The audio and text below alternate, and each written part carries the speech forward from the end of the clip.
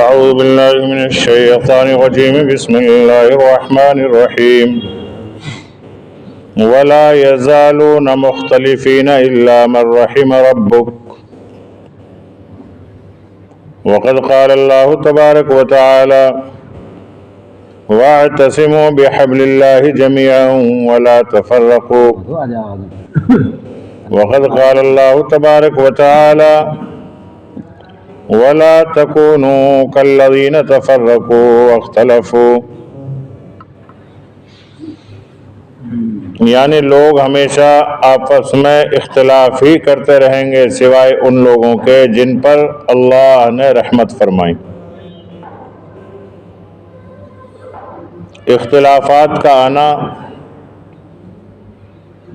آپس میں مزاحمت کا ہونا، یہ رحمت سے دوری کی علامت ہے۔ سورہ ہود میں اللہ رب العالمین نے اس کو بیان فرمایا، جو اللہ کی رحمت سے محروم ہوں گے وہ اختلافات ہی کرتے رہیں گے۔ اس سے واضح ہوا کہ جو لوگ آپس میں بلا وجہ شرعی اختلاف کرتے ہیں وہ رحمت خداوندی سے محروم یا دور ہو جاتے ہیں۔ ایک آیت میں ارشاد فرمایا کہ اللہ کے دین کی رسی کو مضبوطی سے پکڑو، اس میں تفرقے مت ڈالو۔ اور ایک دوسری آیت میں ارشاد فرمایا کہ تم ان لوگوں میں سے مت بنو جو تفرقہ ڈالتے ہیں اور اختلاف کرتے ہیں۔ ان تمام آیات و روایات کا حاصل یہ ہے کہ اختلاف بڑی منحوس اور مذموم چیز ہے۔ آج دینی اور دنیاوی ہر حیثیت سے مسلمانوں کی پستی اور بربادی کے اسباب پر غور کیا جائے تو اکثر مصائب کا سبب یہی آپس کا اختلاف اور تشت نظر آئے گا، تشتت۔ ہماری بدعمالیوں کے نتیجے میں یہ عذاب ہم پر مسلط ہو گیا کہ وہ قوم جس کا مرکز اتحاد کلمہ لا الہ الا اللہ محمد الرسول اللہ صلی اللہ علیہ وسلم تھا، اس کلمہ کو ماننے والا زمین کے کسی خطے میں ہو، کسی زبان کا بولنے والا ہو، کسی رنگ کا ہو، کسی نسل اور نسب سے متعلق ہو، سب بھائی بھائی تھے۔ کوہ و دریا کی دشوار گزار منازل اور ان کی وحدت میں حائل نہیں تھی۔ کوہ معنی پہاڑ اور دریا، اور کتنی سے کتنے خطرناک گھاٹی کیوں نہ رہی ہو، جب تک مسلمان متحد تھا ان کو کوئی نقصان نہیں تھا۔ نسب، خاندان، رنگ، زبان کا تفاوت ان کی راہ میں رکاوٹ ہی نہیں تھا۔ ان کی قومی وحدت صرف اس کلمہ سے وابستہ تھی۔ عربی ہو، مصری ہو، شامی ہو، ترکی ہو، ہندی ہو یا چینی ہو، یہ تقسیمیں تو صرف شناخت و تعارف کے لیے تھی۔ بقول علامہ اقبال کے درویش خدا مست، نہ شرقی ہے نہ غربی ہے، گھر اس کا نہ دلی نہ صفاہانہ نہ سمرقند۔ یعنی جو آدمی درویش ہوگا اس کو نہ مشرقی کہا جا سکتا ہے نہ مغربی، نہ دلی والا نہ سمرقند والا، وہ تو بس اللہ کی یاد میں مست ہوتا۔ آج دوسری قوموں کی دسیسہ کاریوں اور مسلسل کوششوں نے پھر ان کو نسلی اور لسانی اور وطنی قومیتوں میں بانٹ دیا، اور پھر ان میں سے بھی ہر ایک قوم و جماعت اپنے اندر بھی تشتت اور انتشار کا شکار ہو کر مختلف پارٹیوں میں بٹ گئی۔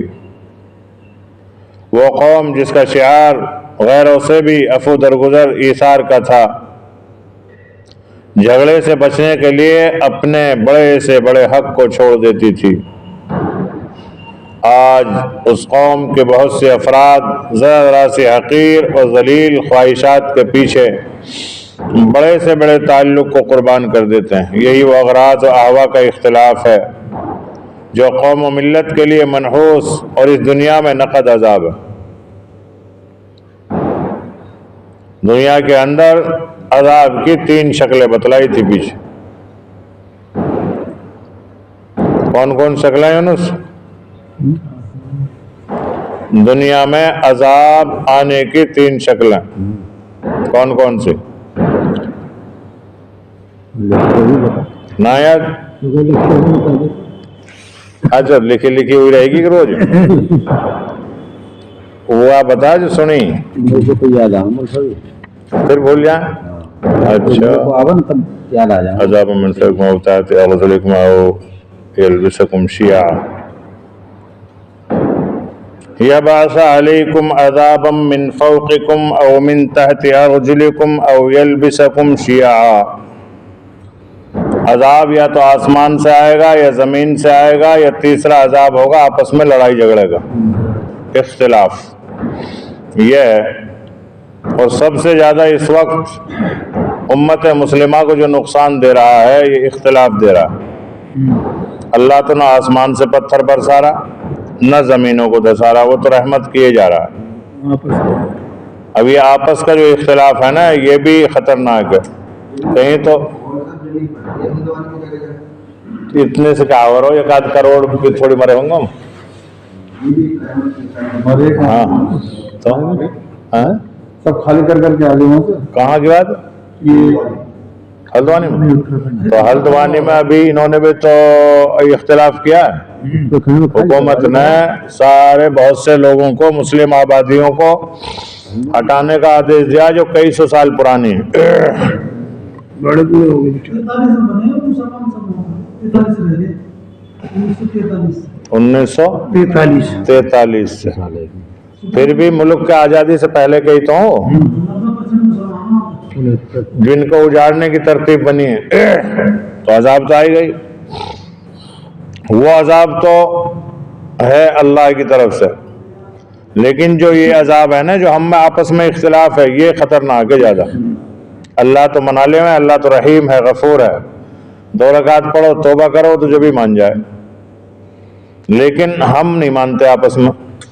ہمارا جو اختلاف ہے یہ خطرناک ہے، چاہے پارٹی بندی کا اختلاف ہو یا مسلکوں کا اختلاف ہو یا برادرانہ اختلاف ہو یا مزاجوں کے اختلاف ہوں، یہ سارے کے سارے اختلافات آج مسلمانوں میں زیادہ ہیں، غیروں میں کم ہیں تو اختلافات ان میں بھی، لیکن ان میں اتنے نہیں ہیں جتنے آج ہم میں ہو گئے۔ پہلے مسلمان عفو درگزر کا معاملہ کرتا تھا دوسروں سے بھی، اور آج اپنے سے بھی جھگڑ رہا۔ اس جگہ یہ سمجھ لینا بھی ضروری ہے کہ وہ اختلاف جس کو قرآن میں عذاب الہی اور رحمت خداوندی سے محرومی فرمایا گیا ہے وہ اختلاف ہے جو اصول اور عقائد میں ہو، یہ نفسانی اغراض اور اہوا کی وجہ سے ہو۔ اس میں وہ اختلاف رائے داخل نہیں جو قرآن و سنت کے بتلائے ہوئے اصول اجتہاد کے ماتحت فروعی مسائل میں فقہائے امت کے اندرون قرون اول سے صحابہ اور تابعین میں ہوتا چلا آیا۔ اختلاف 2-3 طرح کے ہیں۔ ایک اختلاف تو ہے عقائد کا، عقیدے میں اختلاف کرنا کہ صاحب تم اللہ کے رسول کو یوں مانتے ہو ہم یوں مانیں گے۔ ہاں اگر قرآن اور حدیث کے درمیان کا کوئی اختلاف ہے جیسے فقہائے امت کا، جیسے امام 4 ہیں اور چاروں میں اختلاف ہے باتوں میں، لیکن لٹھوں کا اختلاف نہیں ان کا صرف اختلاف کیسا ہے؟ امام شافعی رحمۃ اللہ علیہ یوں کہتے ہیں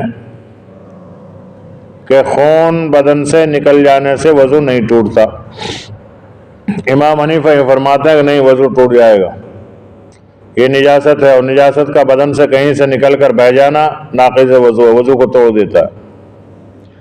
اب اس کی دلیل وہ ایک حدیث سے لاتے ہیں کہ ایک مرتبہ کسی کو زخم لگا، خون نکلا، اللہ کے رسول نے فرمایا وضو کر کے آؤ۔ ادھر امام شافعی رحمۃ اللہ علیہ دلیل پکڑتے ہیں کہ ایک صحابی پہرا دے رہے تھے اور مخالفین اس پہ تیر برسا رہے تھے اور خون ان کے بدن سے نکل رہا تھا، لیکن وہ نماز نہیں توڑ رہے تھے۔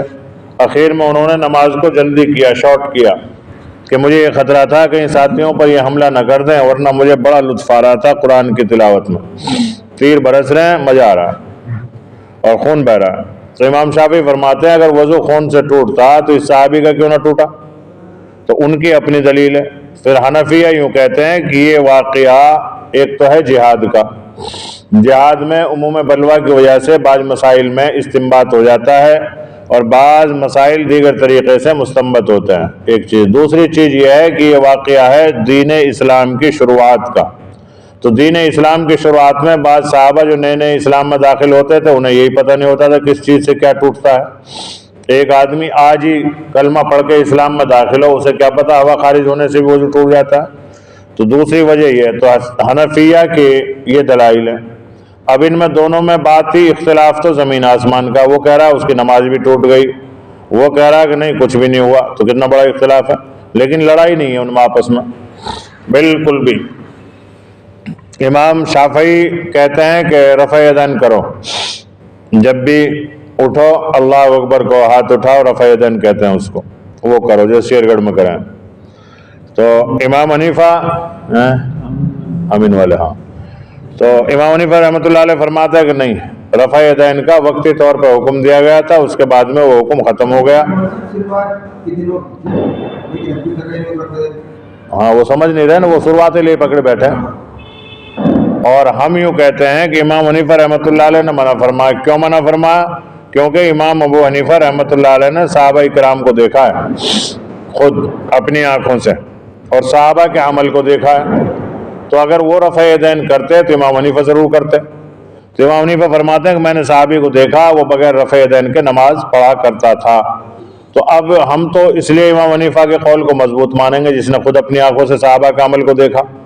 امام شافعی یوں کہتے ہیں کہ نہیں، پہلے رفع یدین ہوا کرتی تھی، تو پہلے ہوتی تھی شروع اسلام میں، بعد میں منع کر دی گئی۔ ایک روایت میں آتا ہے اللہ رسول نے فرمایا کہ تم شرارتی گھوڑے کی طرح کیا تم ہلاتے ہو بار بار رفع یدین کے معاملے میں۔ تو اس سے پتہ چلا کہ رفع یدین اب بند کر دینی چاہیے اس وقت، تو اس وقت صحابہ کرام نے بند کر دی۔ تو یہ اس طرح کے اختلاف تھے، لیکن ان میں ایسی لڑائی نہیں تھی۔ اخیر میں امام حنیفہ رحمۃ اللہ علیہ نے اپنے اختلافات کو ختم کرنے کے لیے یہاں تک لکھ دیا کہ اگر حنیفہ کا قول قرآن اور حدیث سے ٹکراوے، یعنی حنیفہ کچھ کہہ رہا ہو قرآن حدیث میں کچھ ہو، تو حنیفہ کے قول کو دیوار پر پھینک کر مارو۔ اب بتاؤ اس سے بڑی حق بات اور کیا ہوگی کہ حنیفہ کے قول کو مت لو۔ اگر تمہارے سامنے قرآن ہے، حدیث ہے، اور وہ امام حنیفہ کے قول سے ٹکرا رہی ہے، تو حنیفہ کے قول کو چھوڑو گے، اللہ اور اس کے رسول کے قول کو لیا جائے گا۔ تو اختلاف سارے ختم۔ اسی وجہ سے بعض مورخین نے لکھا ہے کہ امام شافعی رحمۃ اللہ علیہ امام حنیفہ کے انتقال کے بعد میں پیدا ہوئے ہیں، لیکن کتابی اختلاف ان کا ایسا رہا جیسے آپس میں لڑے ہوں آمنے سامنے بیٹھ کے، لیکن وہ صرف کتابی اختلاف ہے۔ تو اس اختلاف کو رحمت سے مایوسی نہیں کہا جائے گا، بلکہ اختلاف العلماء رحمت فرما اللہ رسول۔ جو ایسے فقہیین کا اختلاف ہوتا ہے وہ امت کے لیے رحمت ہوتا ہے۔ کیسے رحمت ہے؟ وہ رحمت یوں ہے کہ کسی آدمی کے جنگ میں ہے، نماز پڑھ رہا، کسی کے تیر ویر لگ گیا، تو امام شافعی کے مسلک پہ اگر وہ جاتا ہے تو اس کے لیے آسانی ہے کہ نہ اسے وضو کرنا پڑے گا، نہ نماز دہرانی پڑے گی، ہو گیا رحمت۔ ایسے ہی امام حنیفہ رحمۃ اللہ علیہ نے بہت سی چیزوں میں رعایت کی، مثلاً یہ فجر کی نماز ہے، دیگر تینوں ائمہ یوں کہتے ہیں کہ ہر نماز کو اول وقت میں پڑھو، جیسے ہی وقت ہو جائے فوراً پڑھ لو۔ امام حنیفہ رحمۃ اللہ علیہ نے یہ فرمایا کہ اول وقت میں پڑھنا تو بہتر ہے ہی، لیکن جس میں سہولت زیادہ ہو اور زیادہ لوگ جماعت میں شریک ہو سکتے ہوں اس حدیث پر عمل کر لو، جیسے نبی کریم صلی اللہ علیہ وسلم نے گرمیوں میں نماز کو ظہر کو تاخیر سے پڑھا ہے اور دنوں میں اول وقت میں پڑھا ہے۔ کیوں پڑھا ہے؟ کہ گرمی کی شدت ہوتی ہے اور صحابہ کرام کو مسجدوں تک آنے میں دقت ہوتی تھی، اس لیے اللہ کے رسول نے تاخیر کی، جب تھوڑی سی گرمی تپش کم ہو جائے اب آ جاؤ، پھر جماعت سے پڑھ لیں گے۔ تو امام حنیفہ رحمۃ اللہ علیہ نے اس حدیث کو لے لیا کیونکہ اس میں عوام کا زیادہ فائدہ نظر آتا ہے۔ ایسے ہی فجر کی نماز کا ہے، امام حنیفہ رحمۃ اللہ علیہ نے فرمایا کہ اخیر میں اتنے اخیر تک آپ فجر کو پڑھ سکتے ہو کہ اگر نماز ٹوٹ جاوے تو دوبارہ اسے ادا کر لو سورج نکلنے سے پہلے پہلے۔ اس میں یہ آسانی رہے گی کہ لوگ جماعت میں زیادہ شریک ہو جائیں گے اور زیادہ لوگوں کو فائدہ پہنچے گا۔ یہ ہے وہ اختلاف العلماء رحمت، کہ علماء کا اختلاف امت کے لیے رحمت تھا، اور آج کا اختلاف علماء کا عوام کے لیے زحمت بنا ہوا۔ اللہ ہم سب کے حال پہ رحم فرمائے۔ تو یہ فروعی اختلاف ہے۔ تو امام حنیفہ رحمۃ اللہ علیہ کے یہاں رفع یدین نہیں ہے، باقی ائمہ کے یہاں رفع یدین ہے۔ تو مورخین یوں لکھتے ہیں کہ جب امام شافعی رحمۃ اللہ علیہ امام حنیفہ کے مزار پہ پہنچے تو وہاں انہوں نے 2 رکعت نماز ادا کی بغیر رفع یدین کے، اور یوں کہا کہ لو امام حنیفہ تمہاری اقتدا آج میں 2 رکعت نفل میں کر لیتا ہوں۔ تو اس سے پتہ چلا کہ ان کی آپس کی کوئی ذاتی لڑائی نہیں تھی، یہ تو قرآن اور حدیث کے فقہ کی اور سمجھ کی لڑائی تھی۔ تو ایسی لڑائی نہیں ہوتی، وہ اختلاف ضرور ہوگا لیکن اس میں بھی رحمت ہوگا، جن میں فریقین کی حجت قرآن و سنت پر اجماع سے ہے، اور ہر ایک کی نیت قرآن و سنت کے احکام کی تعمیل ہے۔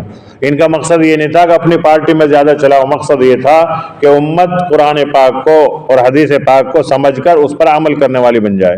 مگر قرآن و سنت کے مجمل یا مبہم الفاظ کی تعبیر اور ان سے جزوی فروعی مسائل کے استخراج میں اجتہاد اور رائے کا اختلاف ہے۔ ایسے ہی اختلاف کو ایک حدیث میں رحمت فرمایا گیا۔ جامع صغیر بحوالہ نصر مقدسی و بحقی امام الحرمین میں روایت نقل کی گئی ہے کہ اختلاف امتی رحمت، میری امت کا اختلاف بھی رحمت ہے۔ امت محمد صلی اللہ علیہ وسلم کی خصوصیت اس لیے اختیار فرمائی گئی ہے کہ اس امت کے علماء حق اور فقہائے متقین میں جو اختلاف ہوگا وہ ہمیشہ اصول قرآن و سنت کے ماتحت ہوگا، اور صدق و نیت اور للہیت سے ہوگا، کوئی نفسانی غرض جاہ و مال کی ان کے اختلاف کے محرک نہ ہوگی، اس لیے وہ کسی جنگ و جدل کا سبب بھی نہ بنے گا۔ بلکہ علامہ عبدالرؤف مناوی شارح جامع صغیر کی تحقیق کے مطابق فقہائے امت کے مختلف مسالک کا وہ درجہ ہوگا جو زمانہ سابق میں انبیاء علیہ السلام کے مختلف شرائع کا تھا۔ مختلف ہونے کے باوجود سب کے سب اللہ ہی کے احکام تھے۔ اسی طرح مجتہدین امت کے مختلف مسلک اصول قرآن و سنت کے ماتحت ہونے کی وجہ سے سب احکام خدا اور رسول ہی کہلائیں گے۔ امام شافعی اور امام احمد بن حنبل ان میں دونوں کا الگ الگ مسلک ہے، خوب اختلاف ہے، لیکن ایک مرتبہ امام شافعی رحمۃ اللہ علیہ کو خواب دکھائی دیا، اور خواب میں ہی دکھائی دیا امام احمد حنبل کو وقت کے حاکم نے قید کر دیا تھا کہ یا تو ملک کا شرعی قاضی بن، اور نہیں بنتا تو جیل میں ڈال دیا، روزانہ پٹائی۔ تو امام شافعی رحمۃ اللہ علیہ خواب دکھائی دیا تھا کہ اللہ کے رسول صلی اللہ علیہ وسلم نے یوں فرمایا کہ شافعی احمد کو یوں کہہ دو جا کے کہ تمہارا جیل میں رہنا کسی جرم کی وجہ سے نہیں ہے، اور اس پہ صبر کرو۔ اب یہ امام شافعی کو خواب میں زیارت ہوئی نبی کریم صلی اللہ علیہ وسلم کی، اب ان پہ لازم ہو گیا کہ اپنے پیغام کو وہاں تک پہنچائیں۔ اب انہوں نے اپنے ایک شاگرد سے کہا کون ہے جو وہاں جائے گا جیل تک پہنچے اور ان کو یہ پیغام پہنچا دے اللہ کے رسول کی خوشخبری۔ یہ ایک ساتھی کو انہوں نے اپنے خادم کو بھیجا، وہ گیا، جیسے موقع ملا پہنچا۔ اب جیل میں جیلی کے پاس ہوتا ہی کیا ہے، اور عرب میں یہ دستور تھا عام طور سے جو کوئی خوشخبری لے کر آتا تھا اس کو انعام و اکرام سے نوازا جاتا تھا، اور یہاں بھی تھا پہلے دستور، اب نہیں رہا۔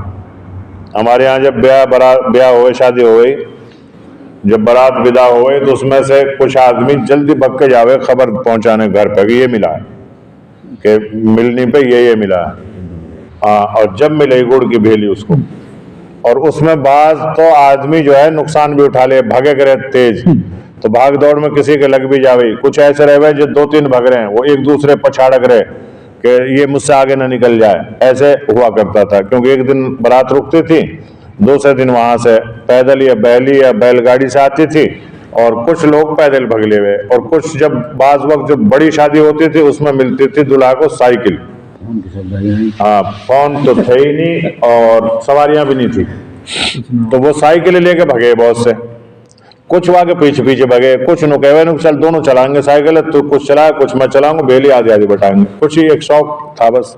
आजकल तो कार में बिठा बिठा के ले जाऊं बराती, उतर उतर के भग जा, नुना यहाँ में ना बैठ रहा, यहाँ में तो ऐसी ना लग रही, ये यहाँ में ना बैठ रही, यहाँ में भीड़ ज्यादा हो रही, दूसरी में बैठूंगा। पहले ऐसा नहीं था, पहले तो पैदल बगी जावे, बैली में दूल्हा जा रहा बैलगाड़ी में और पीछे पीछे बारात ऐसे बगी जा रही है जैसे बकरियों को रेवड़ जावे आगे पीछे। तो ये था खुशी का एक वो था कि गुड़ की भेली के लिए ऐसे भागते थे। बाज को हमने देखा जब बसों का दस्तूर चल गया तो बस की छत पर कूद कूद के भागते थे, हमने देखे, वो बैली पैदल वाले तो नहीं देखे, लेकिन बसों की छत पर से कूद के भाग रहे हैं, नुकाई के भाग रहे हैं, बेली लू भाग रहे हैं। घर पे जाके बताएंगे मिलनी में ये मिला है, और घर पे दुल्हा की माँ या फूफी या बहन भेली तैयार रखे दरवाजे के पास कि जो पहली खबर सुनाएगा उसको भेली मिलेगी, फिर खावे उसे। खैर, तो ऐसे ही इमाम शाफई की तरफ से जब ये पैगाम पहुंचा तो उन्होंने 2 रकात नमाज सलात शुक्र अदा किया इमाम हम्बल ने कि चलो मैं गलती पे नहीं हूँ और फिर जेल में हूँ और नबी करीम सल्लल्लाहु अलैहि वसल्लम ने मुझे सलाम भेजा है और ये पैगाम भेजा है।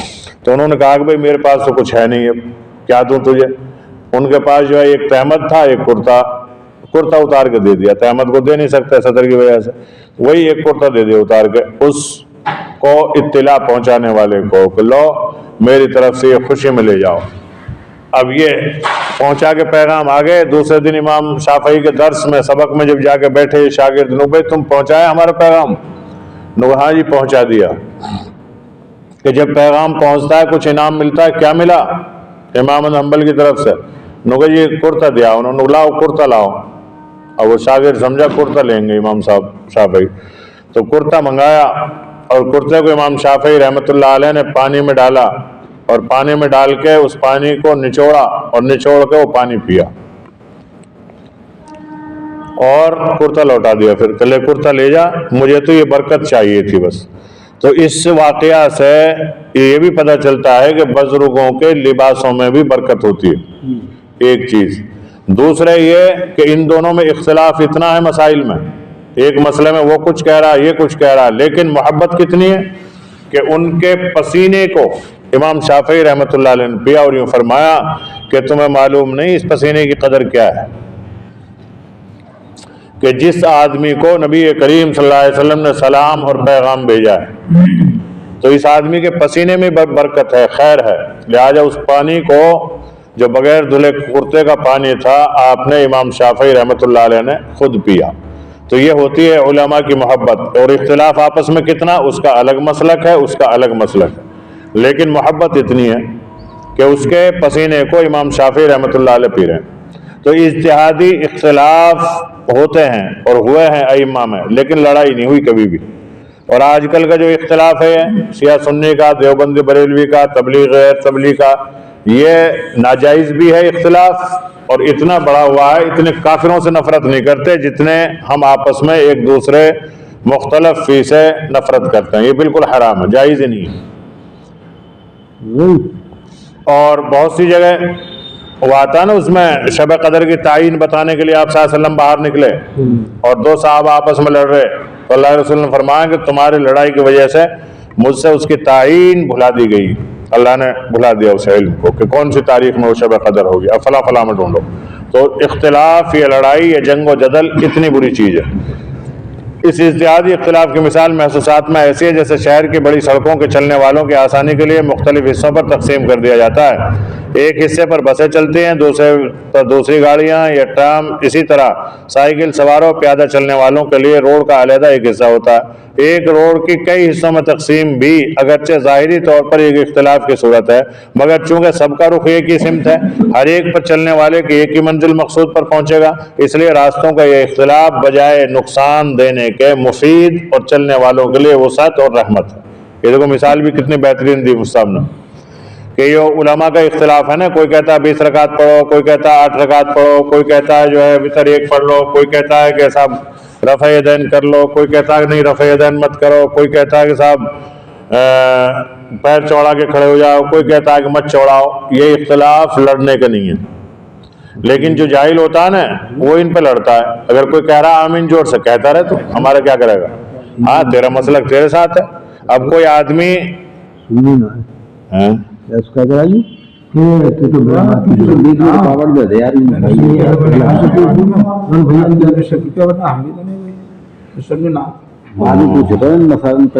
بات پوری ہو رہا تو سنی تو اس کو کہتے ہیں جو نبی کریم صلی اللہ علیہ وسلم کی سنت پر عمل کرتا ہو. سننے کا مطلب یہ نہیں سن کے ایمان لائے, سن کے سب لائیں ہیں, بہرہ تھوڑی ہم جو بغیر سنے لے آئیں گے. سنی اس کو کہتے ہیں اہل سنت والجماعت. اہل سنت اس کو کہتے ہیں جو نبی کریم صلی اللہ علیہ وسلم کی سنتوں پہ چلے, اور والجماعت اس کو کہتے ہیں جو اجماع امت کے ساتھ رہے. اجماع امت کا مقصد یہ چاروں ائمہ کو برحق سمجھے اور جس پر امت مسلمہ چل رہی ہے اسی اعتبار سے چلے, اپنی الگ لکیر مت بناوے, الگ اپنا رخ مت بناوے. تو یہاں کتنی بہترین مثال دی ہے. اور ہم میں یہ سختی ہے تم سنی نہیں ہو, بھائی چلو ہم سنی نہیں, ہمیں سنی بنا دو, سیدھی سی بات ہے, لڑو ہی کیوں. اگر ہم نہیں ہیں تو ہمیں بنا دو. لیکن جس نے کہا ہے نا اسے خود پتہ نہیں ہوگا سنی کسے کہیں. بہت سے لوگ تو یہ سمجھتے ہیں کہ سنی اسے کہتے ہیں جو سن کے ایمان لاوے. ایسا نہیں ہے, سن کے تو سبھی لائے ہیں. دیکھ کر تو صحابہ کرام بھی نہیں لائے صحیح معنی میں, وہ بھی سن کے لائے. اللہ کے رسول صلی اللہ علیہ وسلم کی باتوں کو سنا اور ایمان لے آئے, یقین کر لیا. اب بعد میں معجزات کو سامنے کسی کا آگے وہ ایک علیحدہ چیز ہے. لیکن ہم میں اتنی شدت ہے. شیر گڑھ سے کوئی آیا مرکز والی مسجد میں, اب اس نے آمین زور سے کہی ہوگی, کہتے ہی بیچارے مغربی شام میں. فجر میں جیسے ہی وہ آیا تو حاجی ایوب اس کے برابر میں مل گیا, اور جیسے ہی سجدے میں گئے, عموماً آمین والوں کی داڑھی لمبی ہوتی ہیں جو صحیح شریعت پہ ہوتے ہیں. حالانکہ ہمارے یہاں حنفیہ کے یہاں تو یہ ہے کہ داڑھی کو 1 مٹھی 2 انگل اتنی سے آگے کاٹ دو, یہ زیبائش میں نہیں آتی پھر. لیکن وہ یوں کہتے ہیں کہ اللہ کے رسول کی ایک حدیث یوں ہے کہ مونچھیں باریک کرو, یہ ہے اس میں, مونچھوں کو تراشو, منڈاؤ مت, تراشو, اور داڑھی کو بڑھاؤ, وہ حدیث ہے. تو وہ اس حدیث پہ عمل کرتے ہیں. اب حاجی ایوب نے کیا کام کیا, سجدے کی حالت میں اس کی داڑھی پہ ہتھی رکھ دی. ہاں یہ مذاقیہ بہت تھے حسین کے, ہاں داڑھی پہ ہتھی رکھ دی.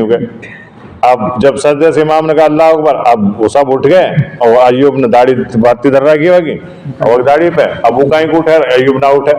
اب وہ داڑھی جب دب گئی تو کہاں اٹھا جا بیچارے سے. جب ایوب کہہ رہا ہو کان میں, کہے کو زور سو آمین, نماز میں کہے کو زور سو آمین. اب وہ 2 سجدے ہو گئے, امام صاحب اوپر بھی چلا گیا, وہ دونوں آپس میں وہیں لڑے. یہ جہالت کی بات ہے. ویسے نماز میں مذاق کسی کا اڑانا وہ بہت بری بات ہے, اچھی بات نہیں تھی ان کی. تو جب یوں کہ نماز تو ٹوٹ گئی, واقعی بھی توڑ دیوا نا, امام چلو گے اوپر, وہ وہیں پاس میں آمین پہ لڑ رہے ہیں. ہاں وہ سجدے میں لڑ رہے ہیں آمین پر. میں نے جب کہا داڑھی چھوڑی نہ, جب تک وہ آ رہا ہے تو چھوڑ دے, نہ کہوں زور سے آمین, چھوڑ دے. اب گئی دونوں ان کے بیچارے. تو یہ تو ہے جہالت. کوئی آدمی اگر زور سے آمین کہہ رہا ہے, کہتا رہا بھیا, اسے الگ بٹھا کے بس سمجھاؤ, اگر سمجھ جاتا ہے, نہ سمجھے مت سمجھے. کوئی آدمی جماعت میں نہیں جا رہا, اس سے یہ مت کہو کہ اس کے ایمان کا کوئی بھروسہ نہیں ہے. کیا پتا وہ تم سے زیادہ افضل ہو, تم استدراج میں چل رہے ہو, یہ تو پتہ مرنے کے بعد ہی چلے گا. کوئی آدمی قبرستان جا رہا ہے, مزارات پہ جا رہا ہے, اس کو سنت طریقہ سمجھاؤ. یوں مت کہو بھائی مت جا وہاں, کیا ضرورت ہے وہاں جانے کی, مردوں کے پاس جا کے کیا کرے گا. اللہ رسول صلی اللہ علیہ وسلم بھی قبرستان جاتے تھے, لیکن آپ صلی اللہ علیہ وسلم کل کلام پڑھ کے تشریف لے آیا کرتے تھے, کچھ لے جاتے نہیں تھے. اب اس میں ہم لوگوں نے کیا کام کرنا کہ یار جب کوئی کہیں جاوے تو کچھ نہ کچھ لے جاوے, لے چلو وہاں بھی لے جاؤ. ایک روایت میں آتا کہ اللہ کے رسول صلی اللہ علیہ وسلم نے ایک مرتبہ دیکھا 2 قبروں پہ عذاب ہو رہا ہے, ایک ٹہنی درخت کی آپ نے توڑی, دونوں پہ آدھی آدھی گاڑ دی توڑ کے.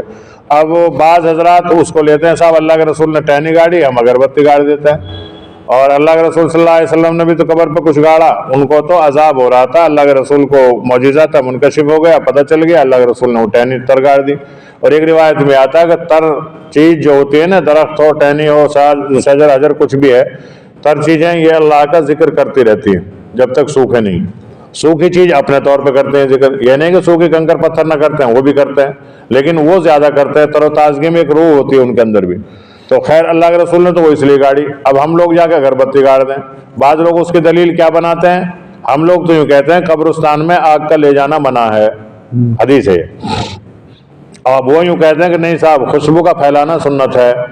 اب لوگ کہ صاحب کیوں, کس کو پھیلا رہے ہو, لوگ جو وہاں قبرستان پہ جائے گا, جانے والا زندہ لوگ وہاں جائیں گے درود کلام پڑھنے کے لیے, وہ خوشبو سونگھ لیں گے, بدبو نہیں آئے گی ان کو, ان کی رائے ہے. اب دیکھو اس میں کیا کرے گا کوئی آدمی, یعنی وہ بھی اپنی اچھی رائے دے رہے ہیں اور تم بھی اپنی اچھی دلیل دے رہے ہو. اب آسان طریقہ یہ ہے کہ تم ان کو سمجھا کے ان کے حال پہ چھوڑ دو, اختلاف مت کرو, تم مت کرو اس کام کو جو تمہاری سمجھ میں آ گئی بات. لیکن اب تم اس میں لڑتے رہو, بھیڑتے رہو, اختلاف کرتے رہو کہ صاحب یہ تو مزاروں پہ اب مزار پہ جانے کا اصول طریقہ سکھاؤ ان کو. اللہ رسول صلی اللہ علیہ وسلم جنت البقیع میں یوں جایا کرتے تھے کہ چپ چاپ جاتے, وہاں کل کلام پڑھتے, تشریف لے آتے تھے. نہ اگربتی ہوتی تھی, نہ پھول پتی ہوتی تھی, اور نہ کچھ اور کوئی جاؤ جھمیلے ہوتے تھے, بس ایسے ہی چلے آتے تھے آپ صلی اللہ علیہ وسلم. تو یہ اس طریقے سے اگر نرمی سے کوئی آدمی سمجھائے گا, سکھائے گا, تو شاید اس کے کچھ سمجھ میں آئے. اور پہلے اس کو کہو گے تم تو قبر پوجاؤ, تو وہ تم سے بات بھی کیوں کرے گا, پھر وہ کہے گا ان سے دور رہو. تو اس طریقے سے اختلاف قرآن و سنت کا جو ائمہ مجتہدین فقہیین کا ہے وہ اختلاف الگ ہے. ہمارے آپس کی جو لڑائیاں ہیں یہ نفسانی لڑائی ہے. یہی وجہ ہے کہ ائمہ مجتہدین فقہائے امت کا اس پر اتفاق ہے کہ ان میں سے کسی کا مسلک باطل نہیں ہے. یہ دیکھو لڑائی چاروں اماموں میں آپس میں ہے قول کی باتوں کی, لیکن ایک دوسرے کے لیے کیا کہہ رہا ہے, یہ چاروں صحیح ہیں بھائی, میرے پیچھے نہ چلے, اس کے پیچھے چل لو گے تب بھی تم صحیح. جو لوگ اس کی پیروی کرتے ہیں ان کو دوسروں کے نزدیک گنہگار کہنا جائز نہیں ہے. آمین والوں کو بھی آپ وہ نہیں کہہ سکتے. ہاں اگر ان کے عقائد کے بارے میں آپ کو پتا ہے کہ وہ عقیدہ کچھ اور بھی رکھتے ہیں, پھر آپ ان کے بارے میں علماء کو کہہ سکتے ہیں صاحب ان کا عقائد ایسے ایسے ہیں. پھر علماء کو حق ہے کہ ان کے علماء کو سمجھائیں یا ان کے عوام کو سمجھائیں. فقہائے امت کے مذاہب کے اختلاف کا حاصل اس سے زیادہ نہیں ہے کہ ایک مجتہد نے جو مسلک اختیار کیا ہے وہ اس کے نزدیک راجح ہے, مگر اس کے مقابل دوسرے مجتہد کے مسلک کو بھی وہ باطل نہیں کہتے, بلکہ ایک دوسرے کا پورا احترام کرتے ہیں. فقہاء, صحابہ, تابعین, ائمہ اربعہ کے بے شمار حالات و واقعات اس پر شاہد ہیں کہ فقہی مسلک بہت سے مسائل میں مختلف ہونے, علمی بحث جاری رہنے کے باوجود ایک دوسرے کا مکمل اعتقاد اور احترام کرتے تھے. جنگ و جدل اور خصومت اور عداوت کا وہاں کوئی احتمال ہی نہیں تھا. مذاہب فقہا کے متبعین مقلدین میں بھی جہاں تک صحیح علم و دیانت رہے ان کو بھی باہمی معاملات ایسے ہی رہے. اللہ تعالی ہمیں بھی سمجھ کر تمام اختلافات سے دور رہنے کی توفیق عطا فرمائے. سبحان اللہ و بحمدہ, سبحانک اللہم و بحمدک, نشہد ان لا الہ الا انت, نستغفرک و نتوب الیک. سبحان ربک رب العزة عما یصفون.